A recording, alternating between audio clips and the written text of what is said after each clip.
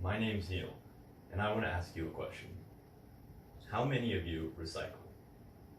How many of you have seen these ubiquitous blue bins like the one on screen, or the one I have right here? I'd wager that almost all of us have grown up seeing them. Grown up hearing messages about the importance of recycling on TV, in school. We know we're supposed to throw paper and plastic into them, and then something happens when they're taken away. The earth is saved, potentially? Today, I want to talk about the truth about recycling, about how recycling is a noble goal, for the most part, but gives people a myopic view of environmentalism. It is not the most important thing in the fight against climate change, and part of why it's so promoted is because of a concerted effort from large corporations to shift responsibility for pollution onto individuals and to keep more impactful environmental campaigns and reforms in check. Finally, I will discuss 4 better ways to help the environment than recycling. I'll start by telling the best kind of story, the one that really happened. In the early 50s, a group of corporations that specialized in disposable products, from the American Can Company to Coca-Cola, came together to form Keep America Beautiful, a nonprofit that would spend the next few decades on anti-littering campaigns. Their most famous ad showed an Italian-American man dressed as a Native American shedding a single noble tear upon witnessing littering. The final line of the ad? People start pollution. People can stop it. Well, on the surface, their anti-littering efforts were good.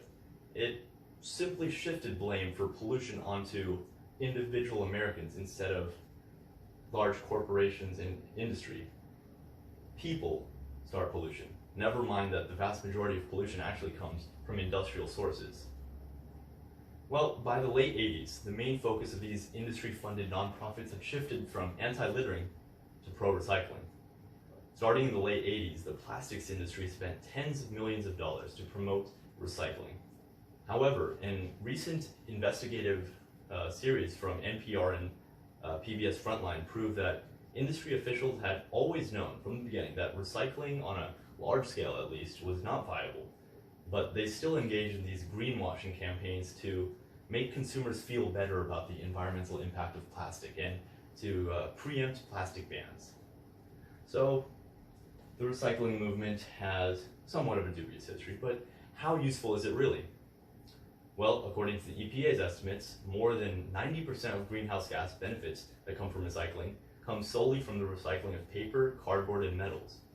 The commonly required recycling of plastic and glass has a very small net carbon benefit. On top of that, most plastics don't even get recycled. Of the 7 different types of plastics that can be thrown in these blue bins, the EPA says that 5 out of 7 are very rarely ever actually recycled. Only 8% of discarded plastics in 2017 actually got recycled, according to the New York Times. So, if recycling has dubious benefits and is really meant to make people complacent about enacting serious environmental reform, what should we do? 1. We should reduce consumption and waste in the first place. While it may seem obvious in retrospect, the mantra that we have seen since childhood, reduce, reuse, recycle, has more valuable info than you'd think at first glance. Reducing consumption and waste is far better than recycling waste after it's already created, which has all the previously mentioned issues.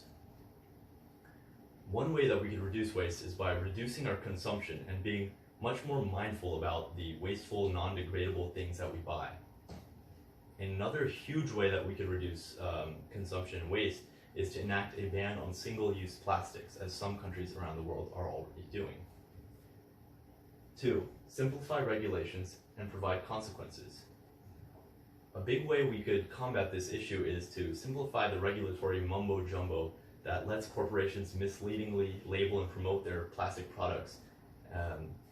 The New York Times stated that the Federal Trade Commission's regulations for what's considered recyclable is actually very confusing and full of loopholes to be exploited. Many of the products that have that little recyclable icon on it are in practice only partially or not at all recyclable. So simplifying regulations and also actually providing consequences to companies that violate that labeling practice would go a long way to improving the situation.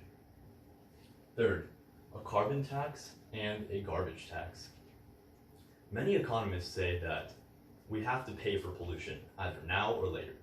It's just going to be a lot cheaper if we do it now. And that's where the carbon tax comes in. It's a market-based mechanism to control pollution. It basically raises the price of fossil fuels by adding a tax based on the carbon emissions of each fuel. It's considered a moderately progressive tax, and examples of it exist in already other countries. For example, Sweden has a fairly high carbon tax, and Canada has a relatively lower carbon tax. In addition to that, a newer idea that's been floated around is the equivalent of a carbon tax for garbage. And this is something that's been advocated for by Dr. Kinnaman from Bucknell University. Basically, he says that we should provide subsidies for the recycling of some materials, which again are things like metals and other things that are actually useful to recycle, and imposing a tax on every ton of trash that goes to the landfill. And that money is used to offset the greenhouse impacts of that trash in the landfill. Fourth, large agricultural reform, and specifically meat production. So the UN panel actually identified that eliminating meat from your diet could be the #1 thing that any individual can do to reduce their carbon footprint. And why is this? It's because meat is much less efficient when it comes to land use, water use, and greenhouse gas emissions than other food sources. The UN Food and Agriculture Organization estimated that about 15 to 18% of all anthropogenic climate change, greenhouse emissions, that's greenhouse emissions created by humans, come solely from livestock. And meat and dairy as a whole provide about 18% of calories, but use over 80% of farmland and about 60% of agricultural greenhouse gas emissions. So, according to a study led by Springman, widespread adoption of a vegetarian diet would bring down global food-related emissions by 60+% by 2050. In conclusion, while recycling is not a net negative, especially the recycling of certain materials like metals and paper, we should be a lot more aware of its nuances. To get caught up in the warm, fuzzy feeling that recycling something gives you, and to think that you've done everything that you can about the environment by doing that, is to be blind. I challenge you all to educate yourselves about the actually most impactful changes we could make, especially large structural reforms that target corporations and industry instead of individual consumers, and start advocating for them instead of just tossing your plastic cup in the blue bin. Thank you.